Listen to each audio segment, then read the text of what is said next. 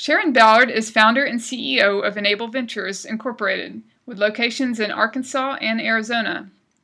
She teaches and coaches nationally on the SBIR STTR program and has delivered proposal writing workshops here in Arkansas since 2006. Her previous technology venture, Reticular Systems, received over 30 Phase 1, 2, and 3 SBIR-related awards, raising over $25 million in non-dilutive funding. Since 2000, she has delivered a return on investment for her SBIR training and coaching efforts in Arizona at over 20 times. So Sharon, thank you for being here with us today. I have a few questions for you to find out a little bit more. What can I expect to receive from 15 minutes of coaching with you? Wow. Well, the first thing that we do is we address the problem and what the current solutions are for that problem, and then why that innovation that you're proposing is different and better. And we try to quantify how it's different and better. If we don't know it, then we want to research that. But we start with the problem. Okay, great. And what are 3 to 5 surprising facts about the SBIR program that make these funds so valuable to technology ventures? Wow, I think there's more than 3 to 5, but let's start with the fact that there's the Competition and Contracts Act, that the SBIR program enables the small business to win a single Phase 1 and satisfy that Contracts Act and obtain contracts and grant funding from any government agency. So with a single Phase 1, you can actually compete sole source. You don't have to actually have an open competition. They can come to you with your technology that you have funded in Phase 1. And a lot of people don't realize how powerful that is. And that's how the best companies have leveraged the program. You can take your Phase 1 and your Phase 2 and you can sell it to other agencies. So that's another surprising fact. The agencies do share in common technology areas and often will co-fund follow-on SBIR programs. Now, they may not use SBIR funding, but they can use their internal funding. So that's overlooked. People don't realize that that can happen. And with the new legislation, it might be a surprise to folks that they can receive 2 Phase 2s. They can receive a follow-on Phase 2.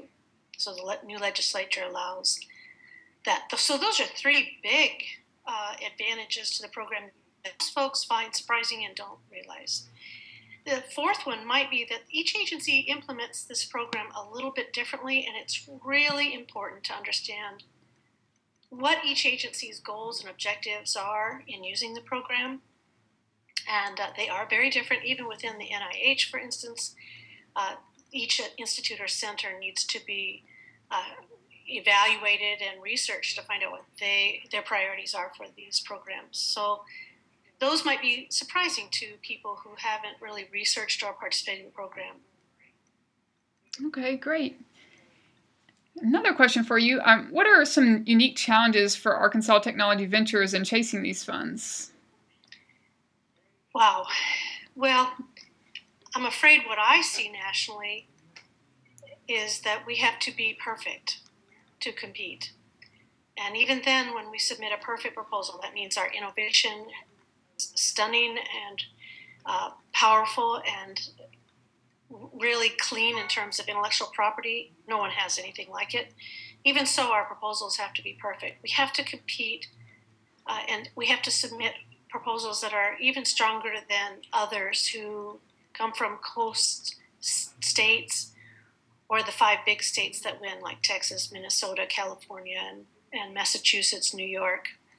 These states take the line of the program. And for us to compete in Arkansas, not only do we have to have perfect proposals, but we need to learn to form business relationships and technical common relationships with these agency technical folks. We need to build relationships before we ever submit a proposal. Then our proposal gets the hearing that it deserves. But unfortunately, we have that against us here. But it's not unique to Arkansas. Many of the states that I teach in have the same challenge. All right, thank you. And you moved to Arkansas 10 years ago this fall. What is your observation of things we should be doing to accelerate our state's technology ventures to success?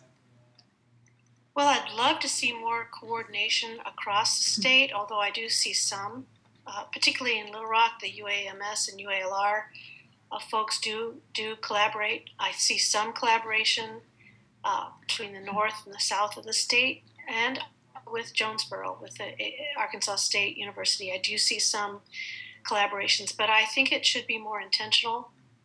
I think we don't promote our successes as widely as we could. You know, the technology ventures don't get the press, the stories and the problems that they're solving, I think could have more press. I would like to see more of that here in Arkansas. But those are the two things I see we should do more of: intentionally fostering collaboration, more team work across the state, and also promoting those, making it folks aware of what is being accomplished here in Arkansas. It's pretty profound. And we do have some scientists and engineers and some small ventures that are challenging the national state of the art and winning funding for their innovations from Arkansas. So there are pockets of excellence here that I think a lot of folks don't realize. That's great. What things should our ventures know to take full advantage of the SBIR STTR program? Well, Rebecca, you know, I'm tooting your horn a little bit, but I think the programs within the state could be leveraged more. They aren't being taken advantage of, although I think your workload is pretty high. But the resources that ASBTDC has here in Arkansas, they are unique compared to so many states that I teach in. The programs and the capabilities that you, resources that you have, are really unique to Arkansas. And also Innovate Arkansas does a great job, and I think we need to take advantage of that and promote what they do further. I think we're doing all of the right things. I think that there's been some successes in Northwest Arkansas with the SBIR program that folks don't realize. The other thing I think that we have to do more of here in the state is to not only attract, but to grow business executives that think globally and nationally. And they are the ones that are going to help our tech scientists and engineers, our SBIR ventures, to grow and compete nationally and globally. We don't have our share of executives that have business experience to take a technology company to marketplace success. And I'd like to see more intentional recruiting, identifying of those folks, and even bringing in advisors nationally to help grow our ventures that are having startup success, because they need to be accelerated with the know-how that such talent can bring. Okay, great. Thank you so much for your insights and taking time to talk with me today. We look forward to having you at our events next year to talk with some of our mentees throughout the state. Great. I look forward to meeting the new ones and to helping the ones that are on their way. All right. Thanks again, Sharon. Bye-bye. Bye.